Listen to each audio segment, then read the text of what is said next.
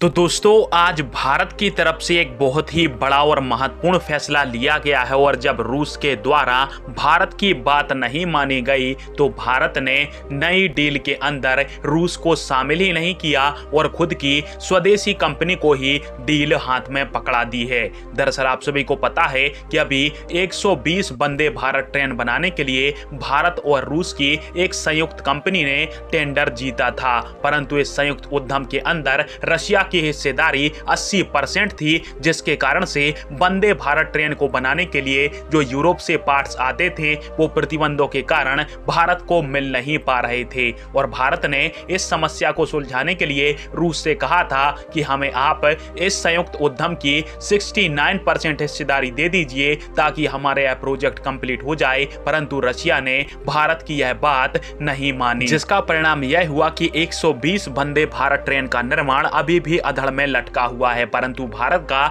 एक और नया टेंडर था 80 की संख्या में वंदे भारत स्लीपर ट्रेन बनाने का। उसको भारत ने रशियन कंपनी को देने की बजाय खुद की स्वदेशी कंपनी टीटागढ़ रेल सिस्टम और भारत की भारत इलेक्ट्रॉनिक लिमिटेड के संयुक्त उद्यम को सौंप दिया है। और स्क्रीन के ऊपर आप सभी आर्टिकल भी देख सकते हो जिसमें यह जानकारी दी गई है कि 24,000 करोड़ के अंदर अब भारत की स्वदेशी company 80 Vande Bharat sleeper train set का निर्माण करेगी जो कि पूर्णतः भारत में मेड इन इंडिया होंगे और यह जो ट्रेन है वो 2029 तक भारतीय रेलवे को मिल जाएंगी और पहला प्रोटोटाइप 2 साल के अंदर भारतीय कंपनी भारतीय रेलवे को प्रदान कर देगी। और भारतीय कंपनी को चुनने के पीछे भारतीय रेलवे ने यह वजह बताई कि केवल यही एक ऐसा संयुक्त उद्यम था जो कि वंदे भारत ट्रेन को बनाने में पूर्णतः आत्मनिर्भर था और इसके साथ डील करने में हमारी यह जो डील थी वो कहीं पर भी अधड़ में नहीं लटकने वाली थी।